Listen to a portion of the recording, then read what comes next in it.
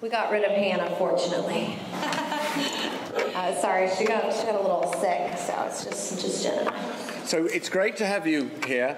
I have to say that I saw the three of you when you did one of those Nashville showcase things for radio people. And these radio people in America, sometimes get them a drink or two, they become loud, a bit obnoxious, a bit rude. And you were the first act on. And I thought, what's going to happen now? Because they were talking and making a noise. And you started singing, three of you all together powerfully, and it was like you'd fired a musical pistol over their heads. They all went out. So you really caught the attention. This was 2 years ago before CMA Awards. I don't know if you remember what. Wow, yeah. So, and your career has really, you've done well, and including you getting played on the radio. You've had 2 top 25 songs, I think. Yeah. I've been trying to remember a female trio that had hits. I think you have to go back almost to the last century with the Dixie Chicks. It's been over 15 years, but I think the last all-female trio was Shadaisy. Shadaisy, right. Yeah. Okay, so we haven't got Hannah. So which of you is Jennifer? I'm Jennifer. You're Jennifer. So you must Naomi. be Naomi. Right. So we're going to ask a few questions, but can we start with, would you mind giving just a little bit about each of you, whoever wants to start first, a little bit about you and how you came to be in the group, and then we'll throw the conversation open and then ask questions. Sure, yeah. I'm Naomi. I'm the lead singer. I'm from Florida. I have a big family. I have 10 brothers and sisters, and moved to Nashville about 8 years ago. And Jen and I started writing together. She's an incredible songwriter. She's been in Nashville writing songs for a long time, and we started writing together, long story short, and that's kind of how the band started. She brought in Hannah after a few weeks of her and I writing together, and we formed the band in the writing room over songwriting, which is kind of fitting because it's Nashville, you know. And what's crazy, and I'm Jennifer from Runaway June, and we had both been in Nashville a long time. I think I had been there about 10 years before I met Naomi. And, it takes so much to make it. And we'd all been trying to do things on our own, make it on our own. She was trying to be a solo singer. I was in another band. And we just couldn't get any traction. And the second her and I got together, it was like magic. And we wrote these songs, and when I brought Hannah in, we wrote another song, and we played it for a label, and he signed us on the spot, which is like so rare. It never happened. So it sounds like an overnight success, but we had all been there for like 10 years trying until that point. So it's kind of crazy how just the right people and the right magic make it work. So you all sing. Does Hannah play the mandolin? Yes, Hannah plays the mandolin. And you both play guitar as well, I think. Yeah. Okay, so let's see who would like to ask a question. We've got a microphone here. Is the gentleman there? We'll start with him. No, lady there. Hi, ladies. It's Caroline from Hello. Hi, Caroline. Hi. Congratulations on your success to start with. Thank you so much. Given your experience, what words of advice would you give to young female artists starting out in the music industry? I would probably tell a young artist to figure out how to make someone famous and then be a manager. I was going to say, release a song in the UK, not in the States if you're female. We heard that y'all are very much more female friendly, but that's a joke. Go into management, people. No, I would say just never give up. Sometimes, it's like just one more corner away from getting your big break, and I think a lot of people give up too soon. And I think if you have a passion and it's in your heart, I think you just keep going. And also, sometimes it might not come in the package that you think it is. Like, for example, us.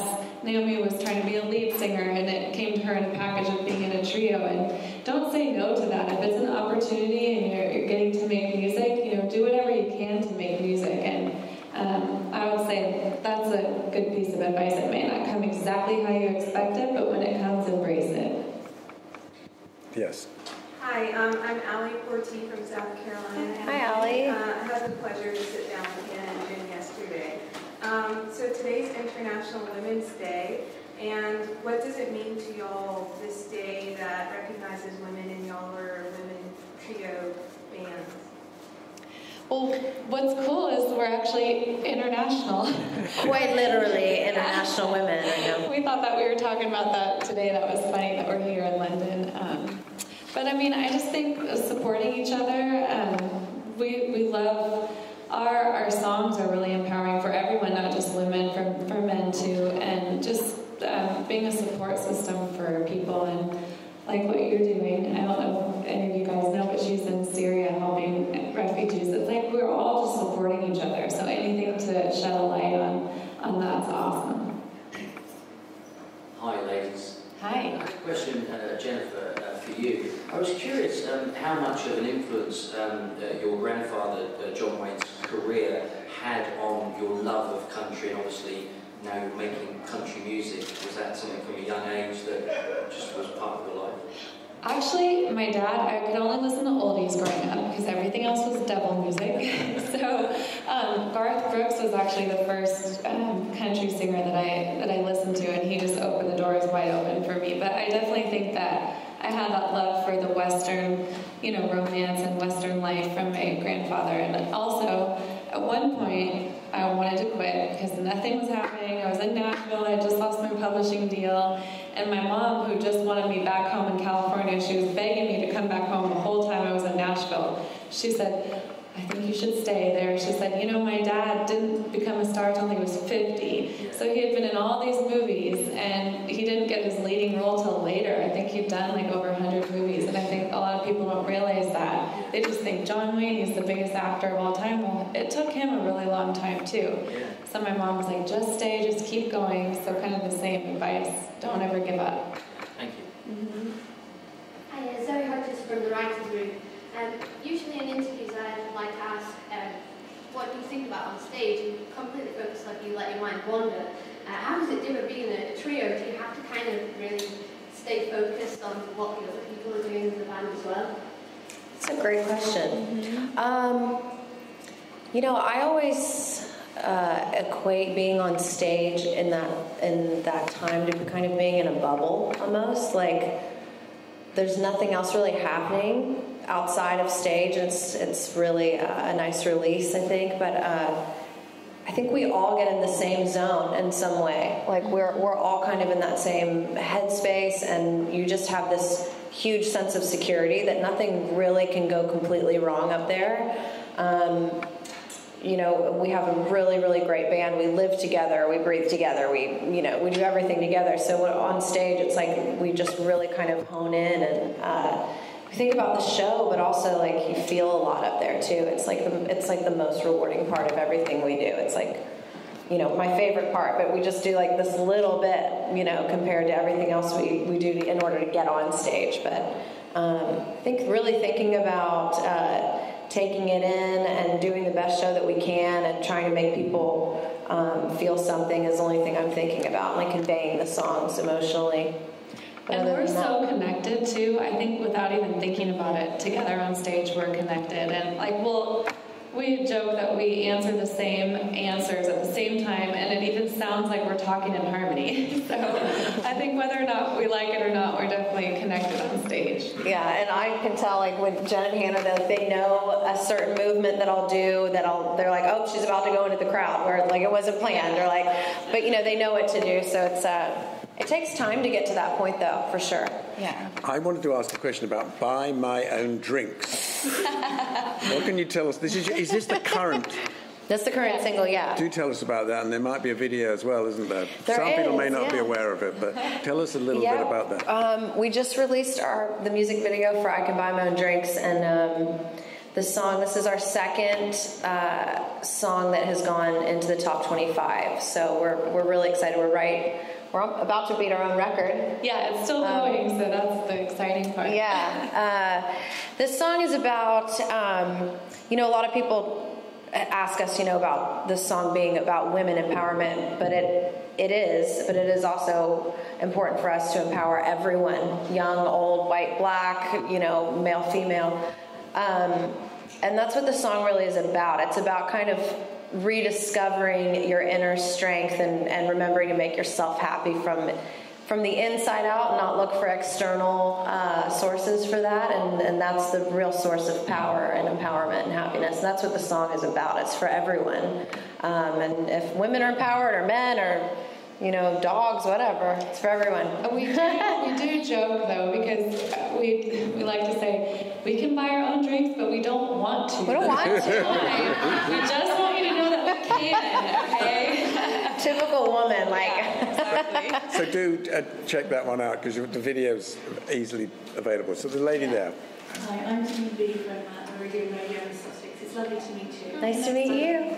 Following on from my colleague's comment here, powerful women. So, which women influence you in music, and what brings that inspiration to life for you? How do you correlate that into the wonderful lyrics that you write? That's a great question. Yeah. We all have different influences and some of the same. All of us love Dolly Parton so much, and we've talked about it. You know, people joke over in the man's world and country music in the States, and we're like, wow, but she really was, you know, when she was doing it. You think about how strong she had to be. People like her and Loretta Lynn, and just everyone paving a path before us. Even new female country artists like Carly Pearce has broken through, and I feel like just one girl breaking through makes room for everybody else. So that's kind of what we're trying to do too, is like break down that door and open it up for someone coming after us. And also what we've learned from the women who inspired us, like Dolly and Loretta Lynn and Shania Twain, is, you know, those women were relatable to on a global scale because they found out a way to talk about their lives, you know, and that's what we try to do. And we write what we know, and what we know is what we're living, and that's what people connect with. And when you try to talk over them or kind of maybe say something that you really haven't experienced, people pick up on it, especially in country. So it's really important to us that we just write about our lives. You know, we're women and living in a modern world, and there's issues going on, and we just write about what we know. So that's what we've learned. I think from Dolly. you were talking about how women do better over here, and certainly they do better in terms of getting on the radio. And one of the things is that a lot of the men in Nashville sing songs about things like fishing holes and trucks and stuff, which doesn't mean the same to us. It's sort of a different thing. Right. Where the women are often writing about relationships and things that it's much easier to relate to, and it is true. So last year, Ashley McBride was here, and she did a 3-song spotlight stage, and she did Girl Going Nowhere, and this year she's back, but she's doing, you know, a full set. Now you tonight are on the spotlight stage, which is where the new people who've never been to the UK before, it seems. But you are on it. You know, you're after Brett, but before Keith. Did you know that? Yes. Yes. It's quite a nice spot there. We're really hoping to have Keith back here. So if people want to come and see you again, you're doing other things this weekend. That's correct. Yes. Do you actually know which stage you're doing? Well, tonight we're playing the after party at Indigo. We start at 11:30. So I hope our jet lag doesn't. I hope we can stay. You'll awake. be back on time. It'll be American evening. And then we're also playing tomorrow and the next day, I believe around 1 or 2ish. I'm not exactly. It's not difficult to find out because it's around, but you're here for the weekend, which is great. Yeah. We're very pleased. Do we have one more question, or are we? I think we're pretty well done. One more there, and then. Mary from Coachella. Hi, Mary. I just want to ask, is there a particular song that you wish you'd written? Something that you really love and that touches you that you wish you'd written? Oh my gosh.